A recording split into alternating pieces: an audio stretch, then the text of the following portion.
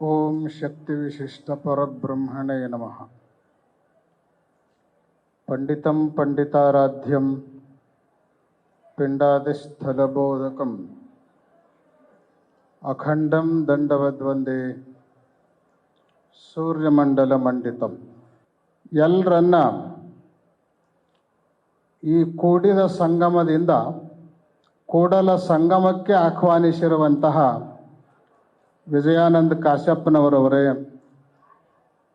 ಸದಾಶಯ ನುಡಿಗಳನ್ನಾಡಿದ ಶಂಕರ್ ಬಿದ್ರಿ ಅವರೇ, ಅಥಣಿ ವೀರಣ್ಣವರೇ, MP ರೇಣುಕಾಚಾರ್ಯ ಅವರೇ,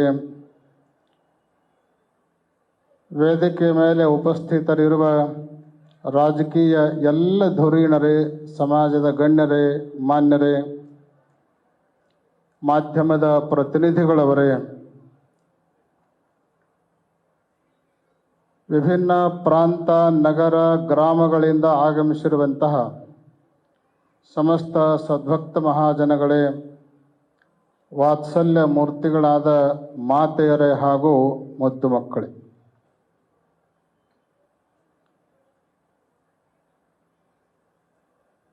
ದಾವಣಗೆರೆ ನಗರ ಇವತ್ತು ಅಪೂರ್ವ ಸಂಗಮಕ್ಕೆ ಸಾಕ್ಷಿಯಾಗಿದೆ. ಬಹುತೇಕ ಈ ಸಂಗಮವನ್ನು ಸಮಸ್ತ ವೀರಶೈವ ಲಿಂಗಾಯತ ಸಮುದಾಯ ಕಳೆದ 15-16 ವರ್ಷಗಳಿಂದ ಚಾತಕ ಪಕ್ಷಿಯಂತೆ ಕಾಯ್ತಾ ಇತ್ತು. ಆ ಗಳಿಗೆ ಇವತ್ತು ಬಂದಾಗಿದೆ. ಅಂತೆಯೇ ಕಾಶಿ ಜಗದ್ಗುರು ಮಹಾಸನ್ನಿಧಿಯವರು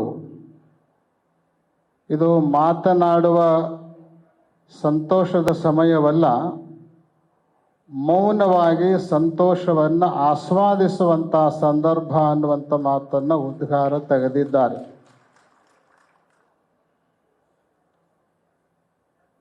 ಬಹಳಷ್ಟು ಮುಖ್ಯವಾಗಿ ಇವತ್ತು ಸೇರಿರುವ ಉದ್ದೇಶ ಏನು ಅಂದರೆ, ವೈಯಕ್ತಿಕವಾದ ಯಾವುದೇ ಕಾರಣವನ್ನು ಉದ್ದೇಶವಾಗಿ ಇಟ್ಕೊಂಡು ಪಂಚಪೀಠಗಳು ಸೇರಿಲ್ಲ. ಬದಲಾಗಿ ಸಮಾಜಕ್ಕೆ ಸಂಘಟನೆಯನ್ನು ಒದಗಿಸಬೇಕು. ಜೊತೆಗೆ ಜಾತಿ ಗಣತಿಯ ಈ ಸಂದರ್ಭದಲ್ಲಿ ಸಮಾಜಕ್ಕೆ ಸರಿಯಾದ ಮಾರ್ಗದರ್ಶನ ದೊರೆಯಬೇಕು. ಯಾವುದೇ ಕಾರಣಕ್ಕೆ ಸಮಾಜಕ್ಕೆ ಅನ್ಯಾಯ ಆಗಬಾರ್ದು, ಮೀಸಲಾತಿಯಿಂದ ವಂಚಿತರೂ ಆಗಬಾರ್ದು, ಆಮೇಲೆ ಸಮಾಜದ ಸಂಘಟನೆಯ ಕೊರತೆಯೂ ಕೂಡ ಉಂಟಾಗಬಾರ್ದು ಅನ್ನುವಂಥ ಏಕೈಕ ಉದ್ದೇಶದಿಂದ ಇವತ್ತು ಪೀಠಗಳು ಇಲ್ಲಿ ಸೇರಿದ್ದಾವೆ ಅನ್ನೋದನ್ನು ನಾವು ಈ ಸಂದರ್ಭದಲ್ಲಿ ಅರ್ಥ ಮಾಡಿಕೊಳ್ಬೇಕು. ವೀರಶೈವ ಲಿಂಗಾಯತ ಧರ್ಮ ಇದೊಂದು ಸನಾತನವಾದ ಸಮನ್ವಯವಾಗಿರುವಂಥ ಧರ್ಮ. ಸದಾ ಭವಃ ಸನಾತನಃ, ಯಾವುದು ಯಾವಾಗಲೂ ಇರುತ್ತದೆಯೋ ಅದನ್ನು ಸನಾತನ ಅಂತ ಕರೀತಾರೆ. ಅಂತಹ ಸನಾತನವಾದ ಈ ಧರ್ಮವನ್ನು ಈಗಾಗಲೇ ಹೇಳಿದಂತೆ ಸರ್ವೇಷಾಂ ಹಿತಕಾರಕಂ ಅನ್ನುವ ರೀತಿಯಲ್ಲಿ ಮಾನವ ಧರ್ಮಕ್ಕೆ ಜಯವಾಗಲಿ ಅನ್ನುವ ಉದ್ಘೋಷವನ್ನು ಸಾರಿದ ಹಿನ್ನೆಲೆಯಲ್ಲಿ ಸರ್ವರ ಒಳಿತನ್ನು ಬಯಸುವಂತಹ ಈ ಧರ್ಮವನ್ನು ನಾವೆಲ್ಲರೂ ಸಂಘಟಿಸಬೇಕಾಗಿರುವಂತಹ ಅನಿವಾರ್ಯತೆ ಹಿಂದೆಂದಿಗಿಂತಲೂ ಹೆಚ್ಚಾಗಿ ಇವತ್ತು ಇರುವುದನ್ನು ನಾವು ಅರ್ಥೈಸಿಕೊಂಡು ಹೆಜ್ಜೆ ಇಡಬೇಕಾಗಿರುವಂತಹ ಸಂದರ್ಭ ಇದೆ. ಸಾಮಾನ್ಯವಾಗಿ ಪ್ರತಿಯೊಂದು ಧರ್ಮಕ್ಕೆ ಅದರದೇ ಆಗಿರುವಂಥ ಒಂದು ವಿಶಿಷ್ಟವಾದ ಕೋಡ್ ಸಂಖ್ಯೆ ಇರ್ತದೆ. ಉದಾಹರಣೆಗೆ ಇಸ್ಲಾಂ ಧರ್ಮಕ್ಕೆ ಒಂದು ಕೋಡ್ ಸಂಖ್ಯೆ ಇದೆ. ತಮಗೆಲ್ಲ ಗೊತ್ತಿದೆ.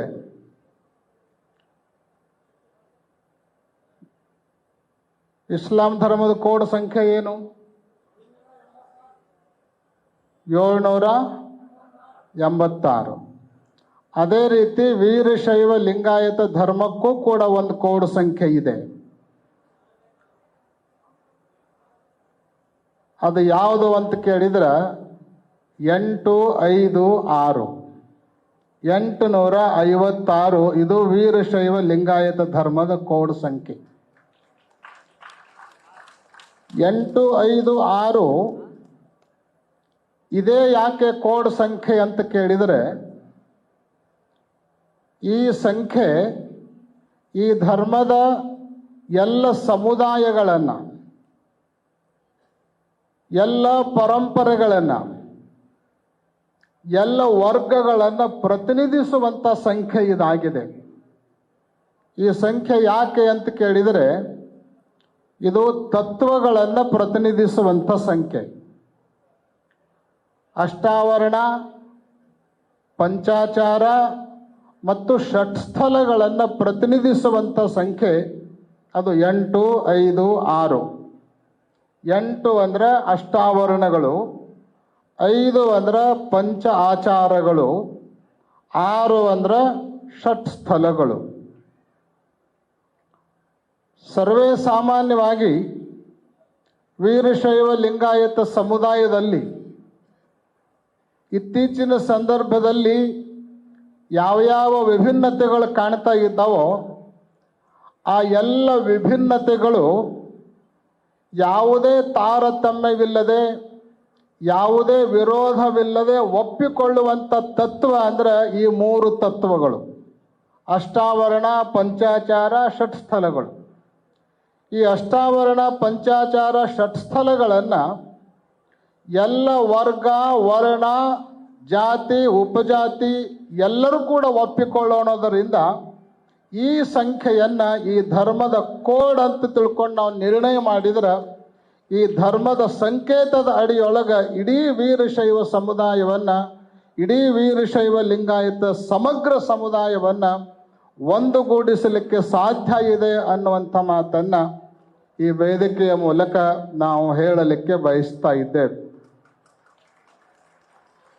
ಇವತ್ತು ಮುಖ್ಯವಾಗಿ ಜಾತಿ ಗಣತಿಯ ಸಂದರ್ಭದಲ್ಲಿ ಚಿಂತನೆ ಮಂಥನೆ ಆಗಬೇಕು ಅನ್ನೋ ಉದ್ದೇಶವನ್ನು ಇಟ್ಕೊಂಡು ಶೃಂಗ ಸಮ್ಮೇಳನವನ್ನು ಏರ್ಪಡಿಸಲಾಗಿದೆ.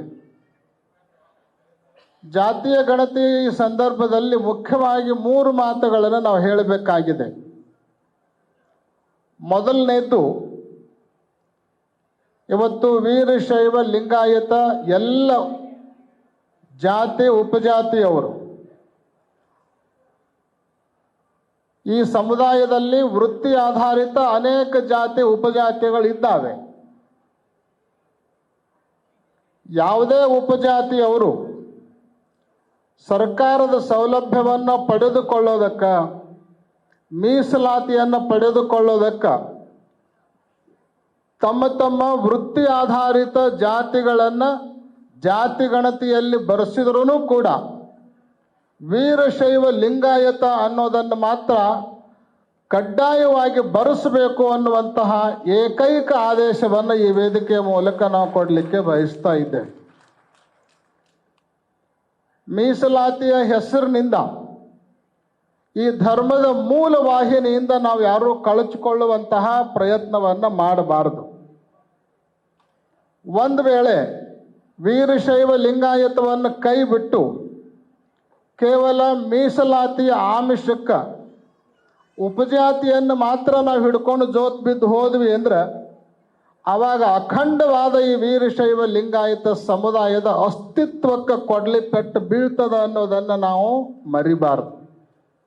ಆ ಹಿನ್ನೆಲೆಯಲ್ಲಿ ಪ್ರತಿಯೊಬ್ಬರೂ ಕೂಡ ಜಾತಿ ಗಣತಿಯ ಸಂದರ್ಭದಲ್ಲಿ ವೀರಶೈವ ಲಿಂಗಾಯತ ಅನ್ನೋದನ್ನು ಕಡ್ಡಾಯವಾಗಿ ನಮೂದಿಸಬೇಕು ಅನ್ನುವಂತಹ ಸೂಚನೆಯನ್ನು ಈ ವೇದಿಕೆಯ ಮೂಲಕ ನಾವು ಕೊಡಲಿಕ್ಕೆ ಬಯಸ್ತೀವಿ. ಇನ್ನು ಎರಡನೆಯದಾಗಿ,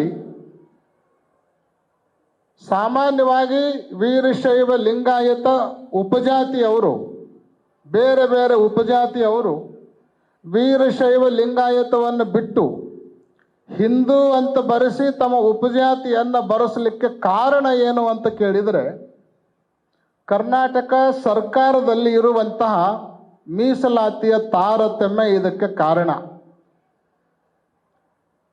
ಕರ್ನಾಟಕ ಸರ್ಕಾರದ ಮೀಸಲಾತಿಯ ಹಂಚಿಕೆಯಲ್ಲಿ ಏನಾಗಿದೆ ಅಂತ ಕೇಳಿದರೆ, ಹಿಂದೂ ಮೂಲದಿಂದ ಬಂದಿರುವಂತಹ ಉಪಜಾತಿಯವರಿಗೆ ಒಂದು ಮೀಸಲಾತಿ, ವೀರಶೈವ ಮೂಲದಿಂದ ಬಂದಿರುವಂತಹ ಉಪಜಾತಿಯವರಿಗೆ ಇನ್ನೊಂದು ಮೀಸಲಾತಿ. ಹಿಂದೂ ಮೂಲದಿಂದ ಬಂದಿರುವ ಉಪಜಾತಿಯವರ ಮೀಸಲ ಜಾಸ್ತಿ ಇದೆ, ವೀರಶೈವ ಮೂಲದಿಂದ ಬಂದಿರುವಂತಹ ಉಪಜಾತಿಯವರ ಮೀಸಲಾತಿ ಕಡಿಮೆ ಇದೆ.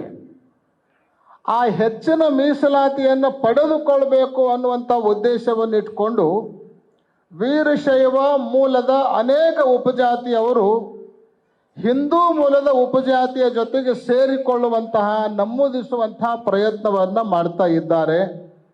ಅದಕ್ಕೆ ಕರ್ನಾಟಕ ಸರ್ಕಾರ ಮಾಡುವಂತಹ ಜಾತಿ ಗಣತಿಯ ಸಂದರ್ಭದಲ್ಲಿ ವಸ್ತುತಃ ರಾಜ್ಯ ಸರ್ಕಾರಕ್ಕೆ ಜಾತಿ ಗಣತಿಯನ್ನು ಮಾಡುವ ಅಧಿಕಾರನ ಇಲ್ಲ. ಕಾನೂನಾತ್ಮಕವಾಗಿ ಅಧಿಕಾರ ಇಲ್ಲದೇ ಇದ್ದ ಸಂದರ್ಭದಲ್ಲೂ ಕೂಡ ಅಕಸ್ಮಾತ್ ಮಾಡಲಿಕ್ಕೆ ಹೊರಟ್ರೆ, ಮಾಡಿದ ನಂತರ ಬರುವಂತಹ ನಿರ್ಣಯದ ಸಂದರ್ಭದಲ್ಲಿ ವೀರಶೈವ ಲಿಂಗಾಯತ ಧರ್ಮದ ನಿಖರವಾದ ಸಂಖ್ಯೆ ನಮಗೆ ಹೊರಗೆ ಬರಬೇಕು ಅಂದ್ರೆ ಮೊದಲು ಈ ಮೀಸಲಾತಿಯಲ್ಲಿರುವಂಥ ತಾರತಮ್ಯವನ್ನು ಹೊಡೆದು ಹಾಕಿ ಯಾವುದೇ ವೃತ್ತಿ ಆಧಾರಿತ ಉಪಜಾತಿಯವರಿಗೆ, ಅದು ಯಾರೇ ಇರಲಿ, ಉದಾಹರಣೆಗೆ ಹೇಳಬೇಕು ಅಂದ್ರೆ ಗಾಣಿಗ ಇರಲಿ, ಹಡಪದ ಇರಲಿ, ಅಗಸ ಇರಲಿ, ಕಮ್ಮಾರ ಇರಲಿ, ಚಮ್ಮಾರ ಇರಲಿ, ಯಾರೇ ಇರಲಿ, ಅವರೆಲ್ಲರಿಗೂ ಕೂಡ ಅದು ಹಿಂದೂ ಮೂಲದಿಂದಲೇ ಬಂದಿರಲಿ ಅಥವಾ ವೀರಶೈವ ಮೂಲದಿಂದ ಆದರೂ ಬಂದಿರಲಿ, ಯಾವ ಮೂಲದಿಂದ ಬಂದಿದ್ರೂ ಕೂಡ ಅವರೆಲ್ಲರಿಗೂ ಒಂದೇ ತೆರನಾಗಿರುವಂಥ ಮೀಸಲಾತಿಯನ್ನು ಸರ್ಕಾರ ಪ್ರಕಟ ಮಾಡಿತು ಅಂದ್ರೆ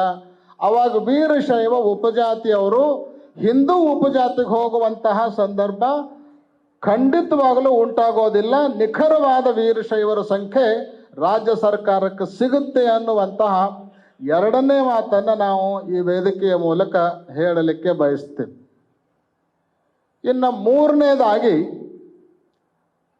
ಸಮಾಜಕ್ಕೆ ಎಲ್ಲ ಗೊತ್ತಿದೆ, ಇತ್ತೀಚೆಗೆ ಕೇಂದ್ರ ಸರ್ಕಾರ ಜನಗಣತಿಯ ಜೊತೆಗೆ ಜಾತಿ ಗಣತಿಯನ್ನು ಕೂಡ ಮಾಡಲಿಕ್ಕೆ ಮುಂದಾಗಿದೆ, ಘೋಷಣೆಯನ್ನು ಕೂಡ ಮಾಡಿದೆ. ಇನ್ನೇನು ಸ್ವಲ್ಪ ಸಮಯದಲ್ಲಿ ಅದಕ್ಕೆ ಸಂಬಂಧಪಟ್ಟಿರುವಂತಹ ಕಾರ್ಯಚಟುವಟಿಕೆಗಳು ಪ್ರಾರಂಭ ಆಗಬಹುದು. ಕೇಂದ್ರ ಸರ್ಕಾರ ಜಾತಿ ಗಣತಿಯನ್ನು ಮಾಡುವಾಗ ತನ್ನದೇ ಆಗಿರುವಂಥ ಒಂದು ಫಾರ್ಮ್ ಅನ್ನು ಬಿಡುಗಡೆ ಮಾಡ್ತಾರೆ.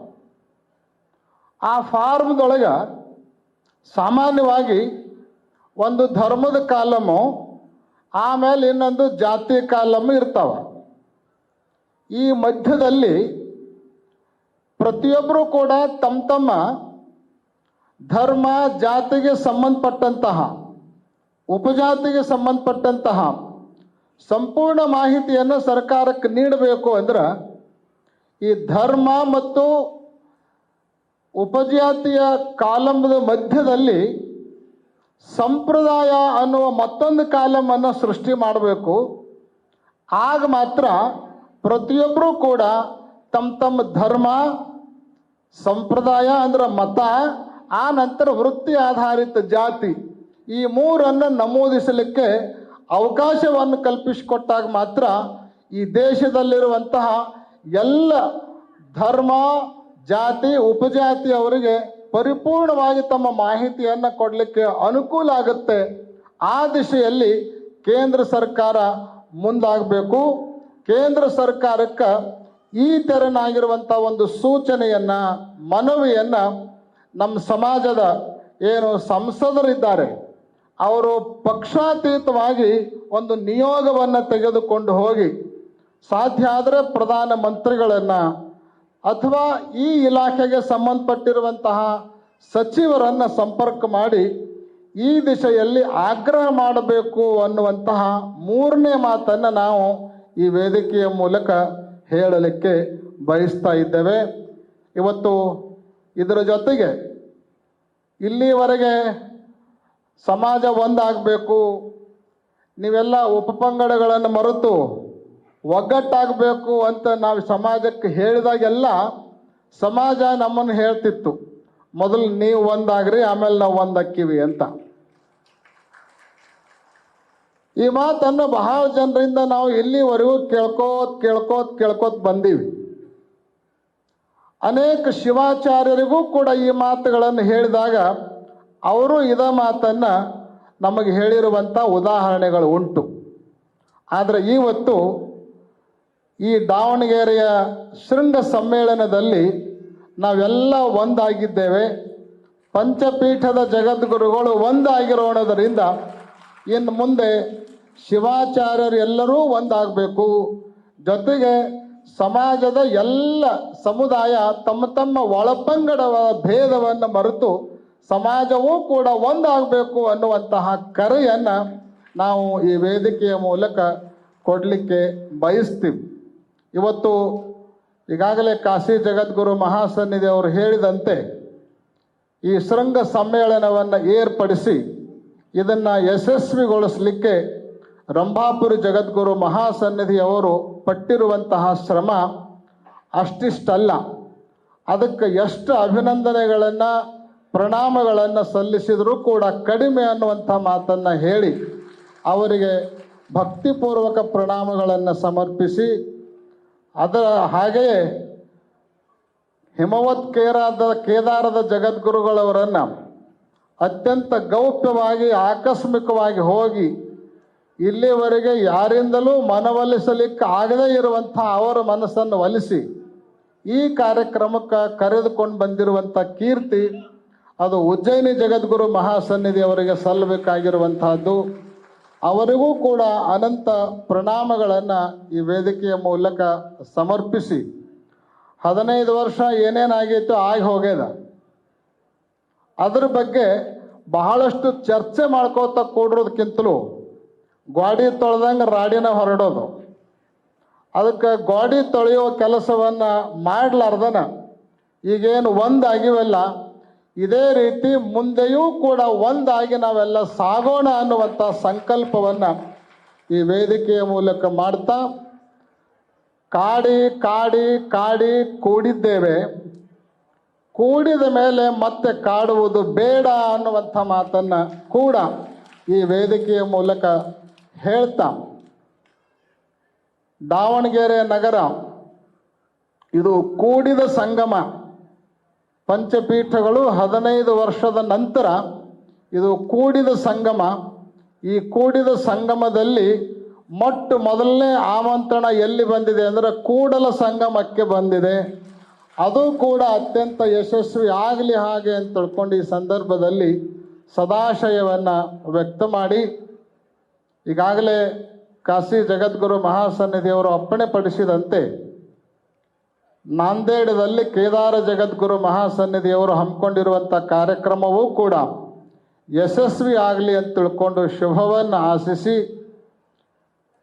ಶ್ರೀಶೈಲ ಪೀಠದ ಪೀಠಾರೋಹಣದ ನಂತರ ಅವರ ದರ್ಶನ 2ನೇ ಬಾರಿ ಆಗ್ತಾ ಇರೋದು. ಹಿಂದೊಮ್ಮೆ ಕೇದಾರದ ಹಿಂದಿನ ಜಗದ್ಗುರುಗಳವರು ಲಿಂಗೈಕ್ಯರಾದಾಗ ತೀರ್ಥಕ್ಕೆ ಹೋಗಿ ಅವರ ದೂರದರ್ಶನವನ್ನು ಮಾಡಿಕೊಂಡಿದ್ವಿ. ಆದರೆ ಇವತ್ತು ದಾವಣಗೆರೆಯಲ್ಲಿ ಅವರ ಸಮೀಪ ದರ್ಶನವನ್ನು ಮಾಡಿಕೊಂಡು ಅವರಿಗೆ ಶ್ರೀಶೈಲ ಪೀಠದ ಗೌರವವನ್ನು ಕೂಡ ಅರ್ಪಣೆಯನ್ನು ಮಾಡಿ ಪೀಠದಿಂದ ಸಲ್ಲಿಸಬೇಕಾಗಿರುವಂತಹ ಪ್ರೀತಿಯ ಗೌರವ ಆಧಾರಗಳನ್ನು ಸಮರ್ಪಿಸಿ ನಮ್ಮ ಸಂಘಟನೆಯ ಬಗ್ಗೆ, ಸಂಗಮದ ಬಗ್ಗೆ ಸಂತೋಷವನ್ನು ನಾವು ವ್ಯಕ್ತ ಮಾಡಿದ್ದೇವೆ.